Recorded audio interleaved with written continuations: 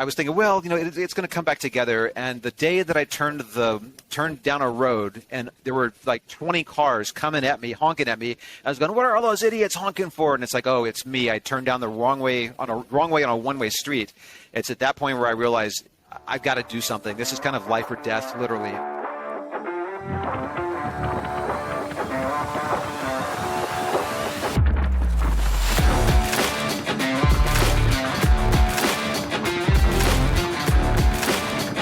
John, welcome to the podcast Against the Herd. We're, again, so thrilled to have you on as just huge proponents of cold therapy in general. And we'd love to just start off with a quick introduction and what you're most known for. All right. Well, thank you, Bruce. Thank you, Nick. I appreciate you guys having me on your show here, on your podcast. What I'm most known for is really in the do-it-yourself or DIY space. I help people create cold plunges. Yes, you absolutely do. This is basically the Bible. And I'm somebody where, and Nick, maybe you probably don't go this route, but no. And I was going to say, for those listening, Bruce is holding up a copy of John's book. So I literally wrote the book on DIY cold plunges. So that is true. Yes. Yeah. That's a great intro. That sounds fantastic. Yeah. And so, we'll get into the genesis of how the book came to be and what really motivated you to do that. I guess, could you share a little bit about, what was your relationship with the cold? Was it always something that you were just, you just had this knack for getting into uncomfortable situations? No, that was definitely not me. I grew up in Austin, Texas, and we have this natural spring-fed swimming pool there, which is kind of like the sacred jewel of Austin. And I have hated that body of water since I was a little kid. It maintains a temperature of about 68 to 71 degrees year-round. And I would get in there as a kid and just, it would be so shockingly cold that I absolutely hated it. And growing up, I thought, well, all my friends, everybody loves it. I'll go down there, but then I would get in and it was still the same thing.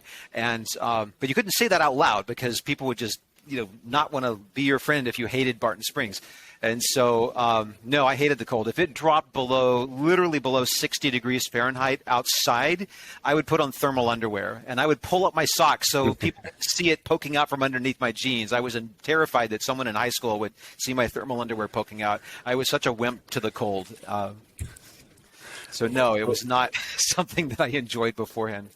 Well, it's funny because Nick is originally from Chicago, so I feel like me now living in Austin or Leander, right outside, I'm very familiar with Barton Springs, where I feel like that's just par for the course that's probably his bathwater. Right. Well, now, when we turn on the tap out here, it's like, what's your cold water? Take a cold shower. Well, in the summer, it's 80 degrees coming out of the cold tap. So that's my idea of cold, or it was previously. Now Barton Springs is not even cold enough. So it's been an interesting transformation along the way. Absolutely. And John, what got you started in the true cold water? Could you talk about how did this enter into your life? Sure. Well, it started a friend, or even more of an acquaintance, invited me to this workshop from this guy that was coming into town. His name had this weird name, Wim Hof, and I said, "What's that?" And she said, "Well, this guy, I know you've done yoga before, and you're into breathing, so he teaches this breathing thing in cold water immersion." And I said, "Cold water immersion?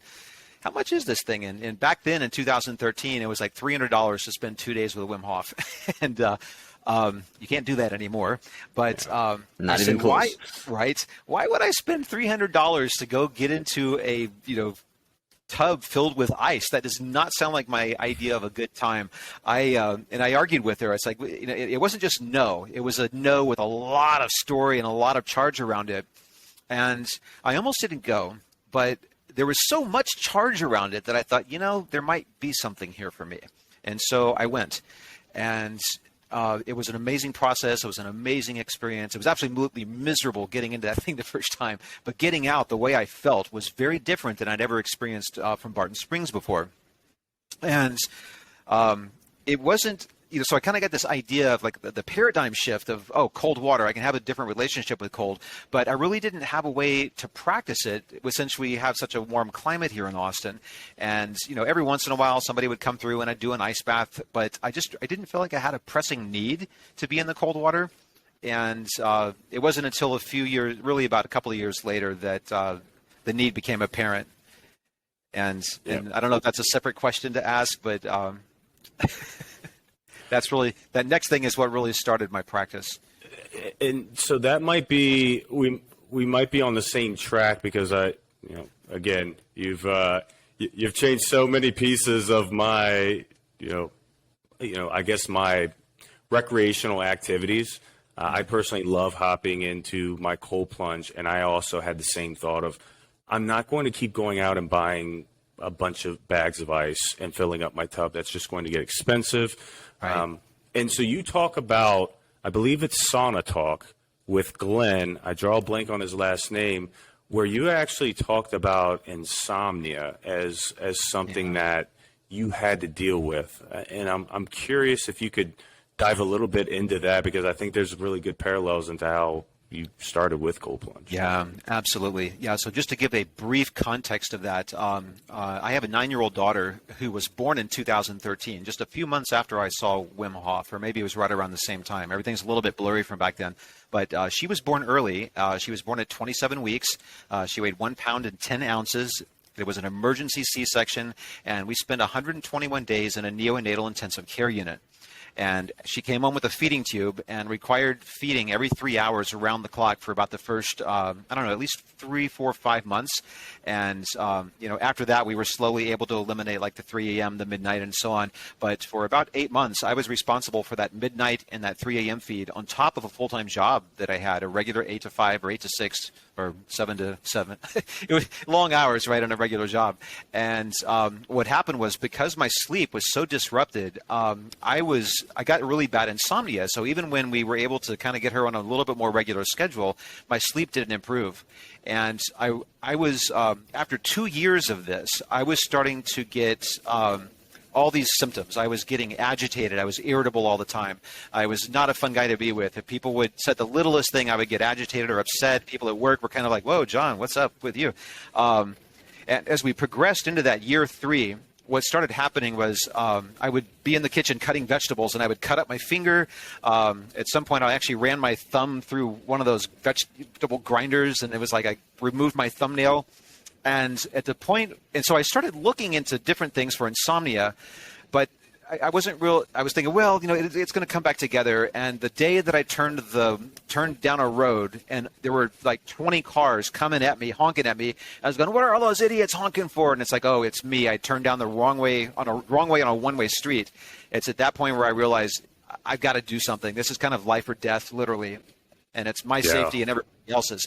So at that point, I started looking into all different kinds of things. I was looking into biohacking. I did all the sleep hack stuff where you black out the room, you put tape over every single little light, you check the EMFs, you sync the temperature down to cold.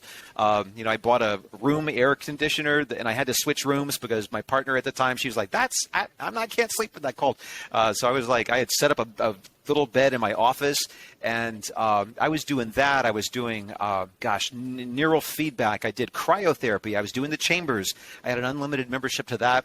I was doing pulse electromagnetic field therapy, chiropractic, acupuncture, hypnotism, anything, hot baths, like super hot baths, like 112 degrees Fahrenheit before bed. Nothing did the trick. The cryo chambers were helping me in the day get energized, but they weren't resetting my circadian rhythms. And when I called a friend who was a Wim Hof instructor, and I said, "What can you tell me about the cold? Because I'm desperate. I've got to do something." And she goes, "You know what you might try is cold water before bed." And I said, "Before bed? No way, man. That's what gives me energy. I can't, before bed, I'll be up even worse. I'll get even worse sleep." And she goes, "No, just try it and see what happens." And so I did. I about 3 hours before I went to bed, I went down, bought 100 pounds of ice and put it in the bathtub. And I got in there. I don't even think I measured the temperature, but I stayed in there for about a minute.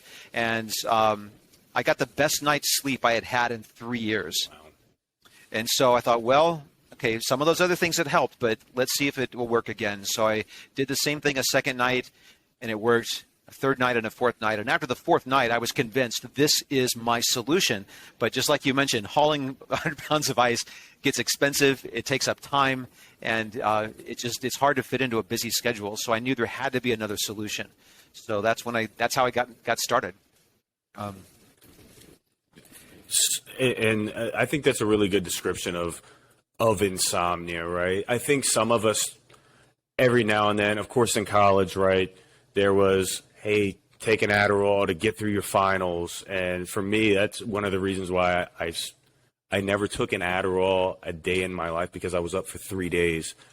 It sounded like this was going on for months. And, I think you really did an excellent job of touching on, like, this isn't just affecting me personally at work. This is, like, potentially affecting my life and others around me. Right. Wow. That's fantastic. No, and John, very much appreciate you sharing your personal story. And, that's it really goes to show the power of cold plunge when you tried it against all these other, hacks or other things that worked, and none of them worked whatsoever. So that's, I tried everything from Eastern to Western and everything in between. I knew that the pharmaceuticals were going to just give me the illusion that I had a good night's sleep, but they weren't actually going to address the problem, and which was really my circadian rhythms were all messed up. And I even at one point hired a functional medical doctor, and he was giving me a lot of different herbs, and none of it worked. And some of them made it worse. Yeah. Absolutely. And so you did this, you sit in the bathtub with the ice for 4 nights. How did you then build it into like your daily routine from there? I guess let's go there is the next phase. How did you build it into your routine? Exactly. Well, so what happened at that point, I knew that I couldn't keep up the ice thing, but just because it wasn't even so much the money, but it was so much like my schedule, like driving down to the nearest convenience store and getting all the ice and loading the ice and driving down and unloading the ice, and all of that was it was very frustrating to me. And so I started looking online for cold plunge. How do you build a cold plunge, or where do you buy a cold plunge? And at that time, back, I guess it was early 2016 when I started looking into this, the only company, I only found 2 companies that had them. One was some company in Canada who made like these cedar lined hot tubs, and they had a big old chiller, and it was like $12,000 plus, import taxes and shipping, and then you had to find someone to build it and put it together. And then there was another company in, I believe it was in Michigan, and they had a cold plunge. They also sold hot tubs, and they did like these Japanese style soaking tubs, like they're really super hot. They're hotter than the standard 104 that by law you have to keep it at. And so I almost bought one of their hot tubs, but I thought, no, it's the cold water is really what's making it work. But it was $8,000, and I just didn't have that in my budget at the time. And so I called up my friend again, and I said, Elizabeth, what do you recommend, man? I can't keep doing this ice, and I can't move to Alaska. So she says, well, I think I've heard of some people putting water in a chest freezer. And I thought, chest freezer? Oh, okay. Well, how does that work? She goes, I don't know anything about it. Get on the Wim Hof group and just search for it. I said, okay. So I did that, and sure enough, I found a few people who had put water in a chest freezer, but that was about all the information that was there. There were no details about it. So I thought, all right, well, some people are doing it. It'll work. So I went down, spent $700 on a brand new Whirlpool chest freezer, and filled it up with water. It took about 4 days to get it from 80 degrees in Austin down to about 48 degrees. And so on that 4th day, I was like, oh, I was so excited. So I went in, I got in there, and again, great night's sleep. I thought, okay, this is so awesome. 2nd day, same thing. Oh, this is awesome. 3rd day, I walked out, opened the lid, and there was rust seeping out of all of the seams. I thought, oh my God, I've just killed a $700 chest freezer. So I drained it, dried it, and I started trying to figure out, like, well, how can I, what needs to be done to get this? It chills the water, but what needs to be done so I don't kill the chest freezer? And that's really where it all got started. And so I started, I started looking into how to build hot tubs. I started talking to plumbers. I started talking to freezer people, appliance repair people, electricians, pool people, hot tub people, repair people. I went on a path of trying to figure this out. A lot of people in the construction industry, and so I kind of learned about sealants. And again, this was a path over about a year of just really stupid, expensive mistakes. And after about a year, I finally got it dialed in. But somewhere during that time, I asked my friend of mine who was at that time an administrator on the Wim Hof page. I said, hey, can we start a separate Facebook page about this, because it's all getting lost in all the, the rest of that group. It had something like 50,000 people at the time. I think it's now over like well over 100,000 people. And he goes, yeah, sure, I'll be your first member, and you can post a link, and that'll be cool. So I did that. Gerald was the first one to sign up, and then it kind of just grew from there. And all we were doing was like just trying to share, like, how can you best do this? And here's all the stupid mistakes I made. Here's what not to do. And that's really where it got started. So that's what turned into my daily practice. It wasn't really daily, but it was a lot of like, do this for a few days, and then something stupid started leaking, or the water turned brown. I was like, oh no, So it was just, again, that series of mistakes and just fixing it, and then going on to the next thing, noticing what didn't work, going on to the next thing, and just iterations until I finally got it dialed in. And so, shout out to Gerald on making sure that got lifted off, because oh my gosh, that is such a great Facebook group. And the one thing that I wanted to that I was just listening to you now, and then also listening to the podcast Sauna Talk, I'd love to just, now I'm putting my business cap on. Your reasoning, and then your just try this, try that, talk to this person. Walk me through. Have you always been like that? Has that always been your process? I don't know something, and I'm going to just headstrong go after every single details systematically to figure that out. I think I've had an inclination to do that. So I've got, if we kind of get down to a conversation about values or core values, about what's most important that's kind of a driving force for you, there's been sort of a pattern in my adult life, at least, for growth, which is learning new things, and then contribution. So anytime I could teach, learn something or do something and have a great experience about it, it's like, wow, how would I go about teaching this? And, I had a really fortunate experience back in 1995 to take a speed reading class from this lady who was in Austin at the time.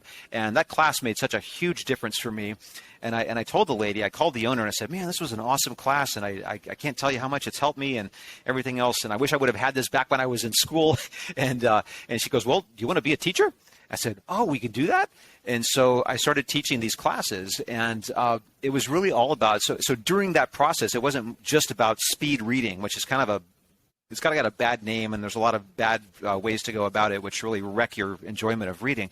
But this was a very different method. It actually allowed you to read for content and comprehension, very detailed, technical, difficult, collegiate level material, and then take a test and actually passed it. It's not just skimming or anything else.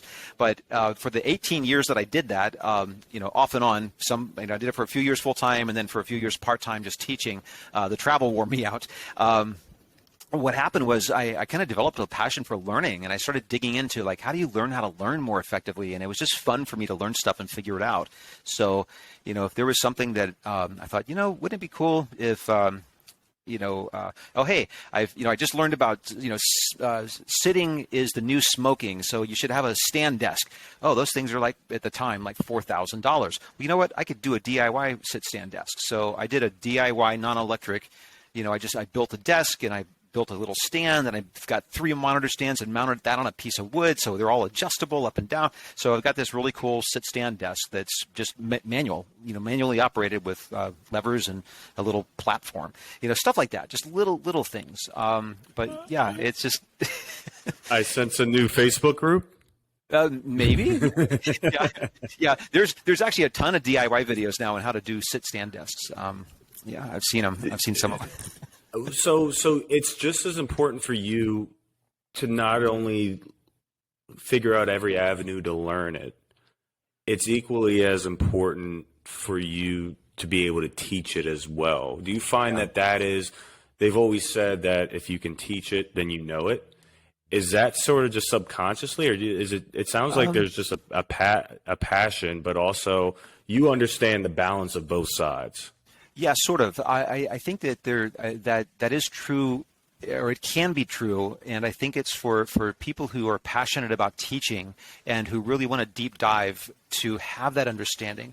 For me, it is about really being able to understand first and have a practical experience of it before I just start sharing something. For the first I think it was probably for the first 2 or maybe 3 years I was teaching those speed reading classes. I was terrified that it was a scam and that maybe I was the only one who was getting, so I was really nervous in the backdrop of, when I was teaching. I was like, God, I hope this works. And, then I'd get these good reviews and it'd be like, oh, good, it's working. So I was kind of relieved. But, there's I think in school, it depends on what schools you went to, but I think in, this is kind of maybe an off-topic conversation, but there's a lot of criticism of our educational system where you've got teachers that are kind of going through this checklist of things instead of really diving in to help students understand in a way that is relevant to them and that works with their style of learning. And so and they're just kind of going through the motions, and it's unfortunate that happens. And I'm not saying that all teachers are like that, but for me, that's important. And I think the really good teachers out there want to have that deep understanding of what they're doing before they say, hey, let's go teach people. Absolutely. And that's the beautiful thing about it, the teaching aspect. You went and were so passionate about cold plunges and how it helped your health that you then helped other people, circumvent the path you took, which was talking to plumbers and electricians and pool people. And that sounds like a lot of work. Certainly a lot less work than, the reading your tips in the Facebook group or reading your book that you've written on how to make your own DIY cold plunge. So let's go into that. How would you, one thing that I struggle with is that I love this cold plunge routine, habit, protocol, whatever you call it, but I want to share it with friends and family, and I find it hard how to get them started in it, right? Outside of going and hauling 100 pounds of ice, like how can people get started in this in the lowest way possible? And if you want to touch maybe briefly on the chest freezer best practices, or how one can go about what budget they should think about and how they can get into this. Yeah, absolutely. There's a wide range of budgets that you can get into this, and you don't have to. I don't remember the exact number. It's been so long ago. It seems like lifetimes ago. But I spent somewhere between $3,000 to $3,800 getting my final iteration dialed in, and there were some very stupid, very expensive mistakes along the way, and I would have, but anyway, so getting it all dialed in, I would say the base model that someone could start with, if you don't want to have to haul a bunch of ice, I call it the caveman. And it's just the most simple, basic, and I didn't even come up with that name. Someone in my group said, you should call this the caveman. And I said, or they said, you should call it the Flintstones. And I said, I think that's trademark and I don't want to get a lawsuit. So how about we call it the caveman? So basically what that is, you just get a chest freezer and you buy any kind of tub. You could use your bathtub if you don't have room, or you could buy a little stock tank or a little kiddie pool, and you get a bunch of 1 to 3 gallon containers, and you fill those with water and put them in the chest freezer and freeze it. And you just figure out how much ice you need to lower the water from your starting temperature to your target temperature, and you just put those in that container. And so you can pick up a used chest freezer on Line or Facebook Marketplace for free, or $100 or $200 or $300, and so that plus a little tiny pool or bathtub for $100, and you've got a cold plunge that works. That's fantastic. And I actually have a question on that topic. As somebody who has a lot of family in Chicago, is there anybody who uses like winter time in a colder place to just throw a kiddie pool in the backyard, maybe with some chemicals to make it not freeze or get nasty? Is that a thing as well? Yeah, it is. Absolutely. That's a great way to do it. I mean, really, the absolute most awesome, wonderful cold plunge in the world is, well, I'll say that. I'll have 2 answers to this. The most awesome cold plunge in the world is out in nature. I've seen these pictures, these guys that have to cut through the ice and they get in, and that is just, there's something about being out in naturally cold water in the winter that's just a whole different level of experience. That said, most of the people in the world don't have access to that. And so, the next best cold plunge, and maybe even the best cold plunge, is the one that you can use on a regular basis. Because what we know is that the benefits come from not doing this occasionally. The greatest benefits come from having a consistent practice. And that's true for a lot of things. But yeah, out in cold, I mean, we've got people that'll just buy a stock tank and put it outside, and they'll pack through the ice. If you want to do one simple thing for that, buy a stock tank heater. Farmers and ranchers have livestock that need water during the winter months, and they have these little heaters that you just throw in there, and it'll heat up the water and prevent it from icing over. So that's one way to go about it. Wow. Yeah, I love that you walk through that, because when you're thinking of So when we're walking through the actual cold plunge, what are the myths that you found very early on? So you said that you were able to get the best night's sleep. So that's where it started. So that's one myth popped, because I thought the very same thing. Why would I want to do this right before I went to bed? Right. And I also found that I had an amazing sleep. Are you still doing that today? Before bed, almost never. And I think there is a bit of a timing thing. So what I did find during the trial and error was that if I did a cold plunge about 3 hours before bedtime, there's kind of this magic window, maybe 3.5 to maybe 2 hours and 45 minutes. That's kind of pushing it. I would get a great night's sleep. If I did that within about 2 or 2.5 hours of going to bed, I was up all night long. And there's some physiology behind that. And I would suggest, for people to check out Huberman Labs, that podcast number 66. He'll go into more detail, like what's going on in your brain. He's got a lot of science that could be helpful for understanding that. Yeah, Nick. Yeah, I see Nick's grin. He's a big. We're all big Huberman fans. We're big Huberman fans. Yeah, not quite as much as Nick is. That one's pretty simple. Your body actually wants to be cool at night when it sleeps, and it's counterintuitive, because when you go in the cold plunge, obviously you're making your body cold, but that's like putting a wet rag on your thermostat at home. What's that going to do? It's going to turn on the heat. It's going to heat it up. Yes. Exactly. So, that makes perfect sense. Anything else that you've seen on, again, as this is part of your daily routine? First, curious kind of when in the day you do it and how long you do it for, and secondly, like the other daily effects you see aside from the sleep. Right. Well, what I found is my daily routine varies. So I've been doing I've started my practice in 2017. That's when I got the chest freezer, and my practice is not daily. What I do is I kind of just find when I need to be in the cold. So I will cold plunge somewhere between 2 to maybe 5 times a week. And that's what works really well for me. I found that first thing in the morning is absolutely best for me. If I wake up, get into a shower, and then go get into the cold plunge, that is the best. If I get in the shower and then go eat breakfast, it's almost never going to happen. But I've also understood that it's better to cold plunge on an empty stomach, except for maybe coffee, which Huberman also talks about. But so for me, the range really of my practice, for the most part, I would say I'll practice right around 43 degrees Fahrenheit.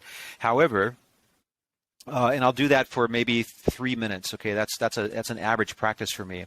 However, I've also experimented just really in this last couple of years. It's been interesting in the Facebook group just seeing all these different people reporting these different results at different temperatures. So I think in answer to both my daily practice or regular practice and to one of the big myths is that you must cold plunge at a certain temperature for a certain amount of time, and that's and people get very dogmatic about what they read somewhere with time and temperature.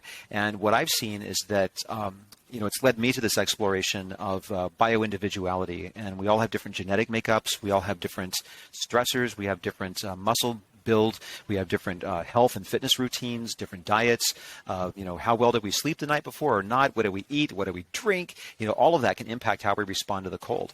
And there's a lady right now in my group who is suffering from autoimmune disease, and she finds, and she did a lot of experimenting with this, 64 degrees for 30 minutes puts her out of all of her symptoms.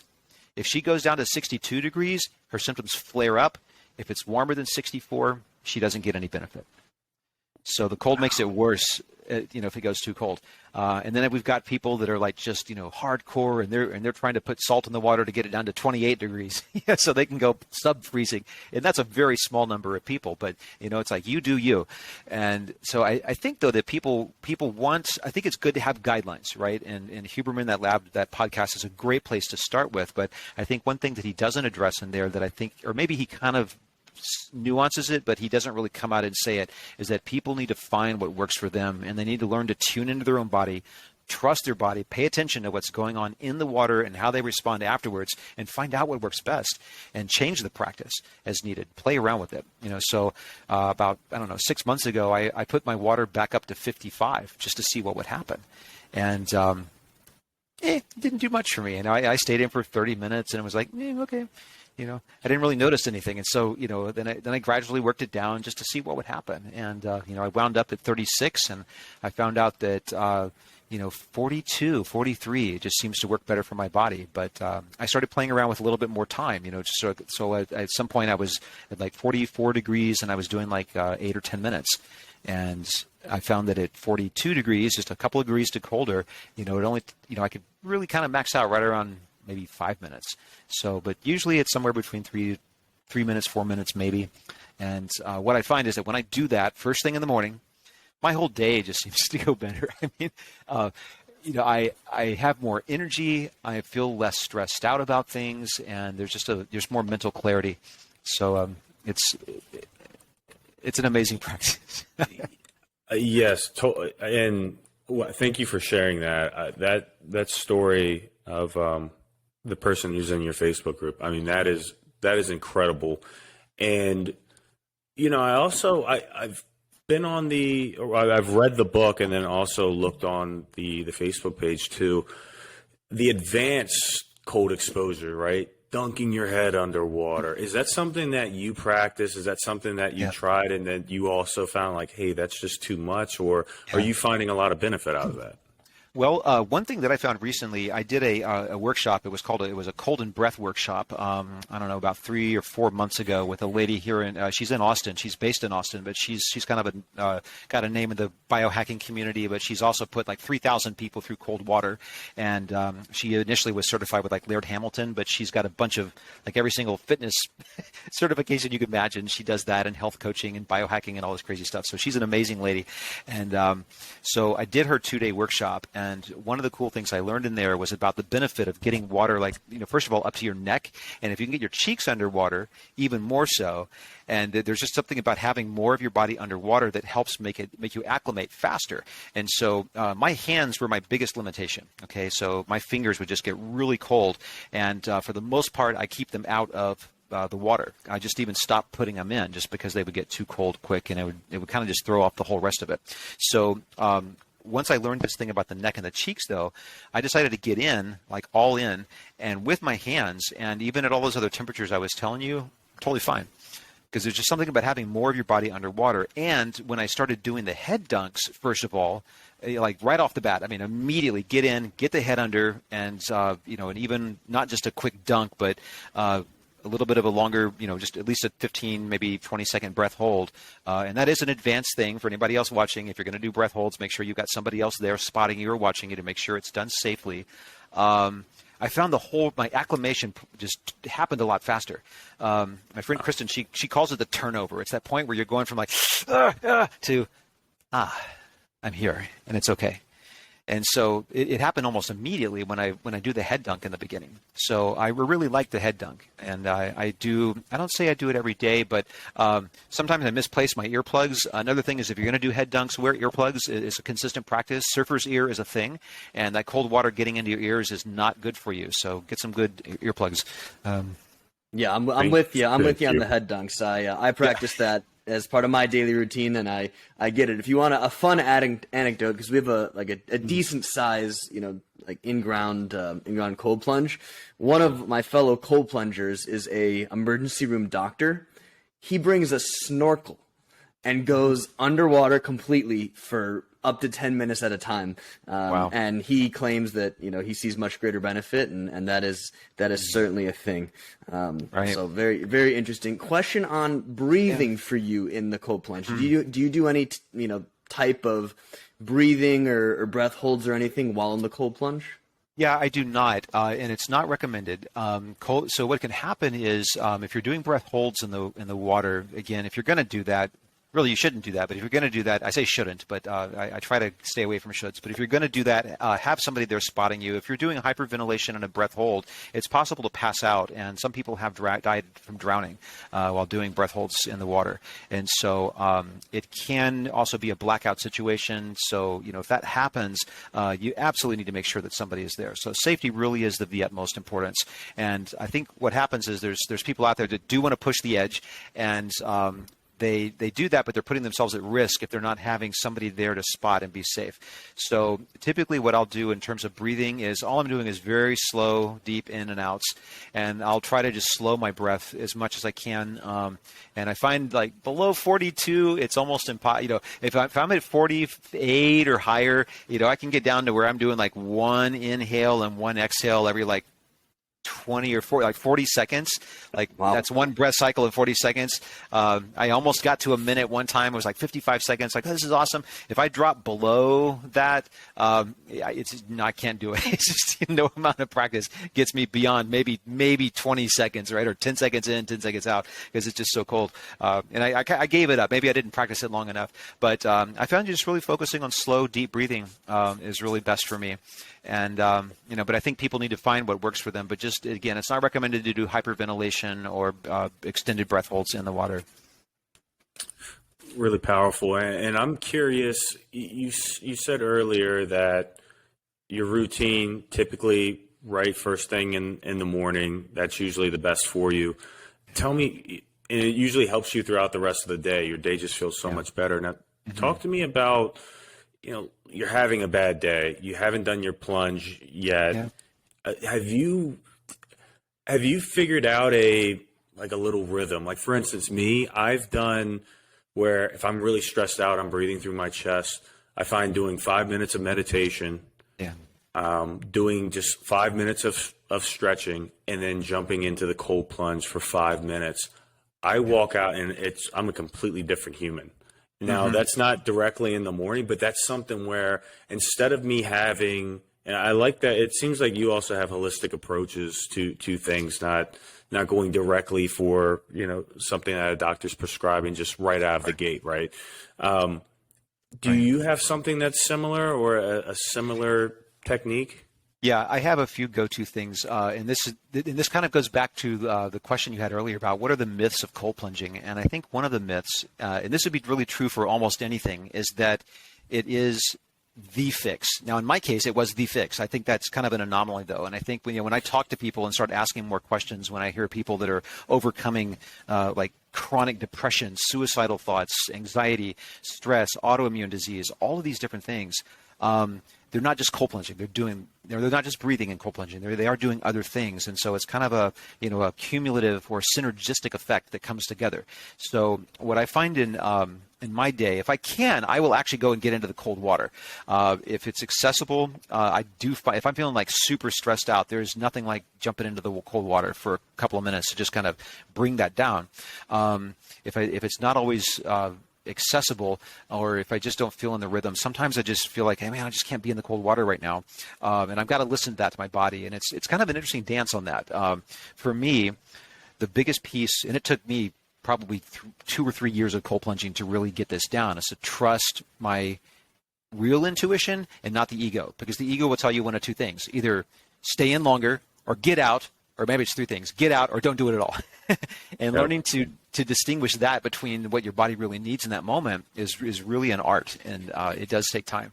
But yeah, I've got some other things. I find going outside, getting my feet in the bare ground, getting my face in the sun, going for a walk, bouncing on a rebounder, a really good quality rebounder is awesome. I've got a yoga swing hanging upside down, doing some gentle stretching and, just literally getting a change in perspective. If you don't have a yoga swing, you can do a headstand. I mean, there's, Wim teaches that, Wim Hof. And, but yeah, those are deep breathing is always a good thing. I found that sitting meditation for me in the morning, I can do about 5 minutes of that. I'm one of those people where I found that I'm more a meditation for me. Better meditation for me is a moving meditation with dancing, or just some kind of rhythmic movement, or even just shaking. Shaking is a really good one. Just if your body is feeling stressed out, start shaking. There's some really good stuff from Peter Levine that talks about shaking and how that can get trauma. Help release that, or prevent things from sticking in there. So yeah. The other one of my go-tos is I do tapping. I did EFT for a while, and I was actually doing that for like money for a very short period of time. But I learned about these different pressure points and how you can tap on these points, and it can help relieve stress and all kinds of other crazy stuff. But that's also my interesting. Man, I love it. I once did. Are you familiar with Kundalini yoga? I am. Yes. So yeah, I can only say that I've tried that once. I was not prepared, but I will say that I walked out of there and I felt significantly better. So I do hear you in terms of the movement piece and just being one with your body. So, Right. you know, I guess because you were able to find your fix. I look at the cold plunge as I tell people this all the time, and it's a great conversation starter. Like, yeah, I built a cold plunge. What do you mean you built a cold plunge? And it's like something to talk about. But I also look at it like a life lesson, right? I'm doing something uncomfortable. Like, no matter how great I get at the cold, it's still uncomfortable. Yes. Is that how you view it as well in terms of, you know, you going and you developing your practice? Yeah, I would say that for me, most of the time, I don't really enjoy being in the cold water. And on some days, there's a lot of resistance to getting into it, especially where, you know, if I got sick, I got COVID, you know, a year and a half, whenever long ago it was. And it took me about a month to really fully land from that. And during that time, my cold practice just went out the window. And it probably took me maybe another 4 weeks before I kind of got back into it. And I think part of it was I was just, you know, I was scared, but there was also resistance to being in the cold. And it's like, for me, it's almost like every day it's a reset. You know, I need to remember how important it is to get in the not every day. Again, I don't have a daily practice, but when I do have the regular practice, it's a reminder that no, I do need to keep regular with this, and I do need to listen to my body and make that decision to do the hard thing regardless. You know, and there are some times, like, I don't say this happens for me, you know, and it's like you kind of just find that bliss, zenful, euphoric state while you're in the water, and that's maybe happened a handful of times. I find that happens almost regularly, or more regularly, with me when I'm doing the breathing, the breath work, and those, you know, the hyperventilation with the extended hold on the out. That it's very easy for me to find, you know, states of just complete bliss and euphoria on the breath. Not so much in the cold, but I can tell you when I get out of the cold, that's where it's like, okay, you know, this is not just, you know, there's kind of like this distinction between, hey, this feels good, and like, hey, I'm in just this state right now that it's like a whole other level. And it's not like being at the peak of a roller coaster. It's more like this solid level, just boom. And not even really boom, but more of just, it's an even keeled, you know, and then you know, Nick, the brain science behind it. I mean, it's this amazing thing. You got the endorphins, the norepinephrine, the epinephrine, and the serotonin and the dopamine without the cortisol. So it's like this, that's a magic thing. And there's very few things that do that without releasing cortisol. So if there were a pill that created those same neurochemical effects, it would probably be the most widely prescribed, you know, medicine, or one of the. Right. But you actually mentioned something that brings me to my next question. You mentioned how you feel immediately after the cold plunge. What are your, I guess, views or protocols on warming up? Do you warm up naturally? Have you tried doing a sauna? Do you, know, exercise after? Talk to us about that. Yeah, I've done a lot of different things, and just because of the nature of my schedule, what I found is, you know, I think someday maybe I'll have the systems put in place that you know, I can actually have an extended time to where it's actually more of a practice. My mindfulness practice is getting in, so I have a very specific ritual for getting into the cold water, being in the cold water, and then when I get out, and then as soon as I get out, boom, I'm into my day. I just let my body warm up. And unless, you know, I kind of change things around sometimes, and sometimes I'll find that I haven't done a great job of listening to my body, and I push it, or I don't notice that anything is different, and then I get out and it's like, holy moly, I am cold, and I'm cold for more than just a few minutes afterwards. Like you know, it's like, gosh, I must have gotten hypothermia, or at least a little bit, and in which case I'll do something very specific about it. You know, I'll go out and do some horse stance and some breathing, and just, you know, maybe walk around to warm up. But really, for the most part, I dry off and get dressed and just go at it. Understood. And what of the people who you help build cold plungers? I'm just, again, on the same vein, how many would you say are building a plunge who have already built a sauna or a steam, you know, who incorporate this as part of a dual mode type thing? Right. That's a good question. And in terms of a percentage, if I would have to just make up something on the spot, I would say probably 30%. maybe 20%, somewhere in there. It's actually on my short list within the next 6 to 12 months to get a sauna. And, after doing that podcast with Glenn, he kind of opened up my eyes to the benefits of that. And, certainly Dr. Rhonda Patrick, reading her information on cold shock, it was like you learn about the heat shock, and it's like, ooh, this is really important as well.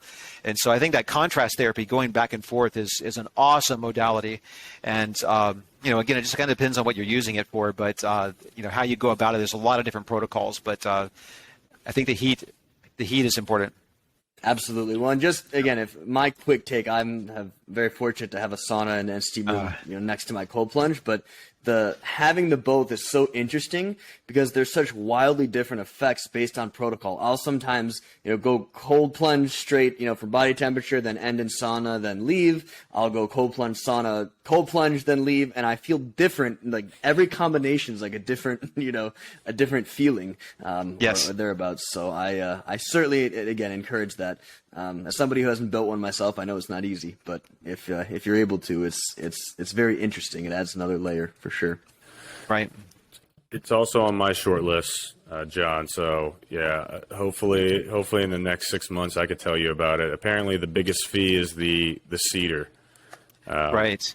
Yeah. Or the cedar, and then I think second would be the stove. If you're going for the traditional Finnish type sauna. Yep. That's what I'm looking to do. So awesome. I think that this is probably a really good, Nick, unless you have any other questions to wrap up, I think that this could not have went any better. And John, between you and us, you are our first, you are the first person we've been able to interview. So we're super thrilled we are obviously thrilled to have you, and this could not have went any better. Absolutely. Well, awesome. And we hit all the questions that I had. I just wanted to say, John, if you go ahead, plug away the Facebook group, the book, how do people, get a hold of your content and get wrapped up in your world? Yeah, thank you. Appreciate that. And it's been awesome talking to you guys. I think we could do this we could probably go longer, and I know we've got a time frame though. So so people, where the easiest way to find me would be on my website, and that website is chestfreezercoldplunge.com. And there's an FAQ on there that links to my my YouTube channel. You can find the links on there for my Facebook page and to my book. Everything is all on there. So that would be a great place to start. There's a lot of resources on there. Fantastic. Ladies and gentlemen, I cannot, as someone who has done this and went by this line by line, I don't think that there's a better tutorial. I don't think there's a better how-to book. I just bought one for the sauna, so, we'll find out. But, I mean, the effort that you put into this, it really shows the detail. Again, I cannot say enough good things about it, from the pictures from page 111 where you actually show the entire setup. We'll be able to put some description notes in that. And other than that, John, thank you for taking the time. Yeah, you're welcome. You guys have an awesome night, and appreciate you.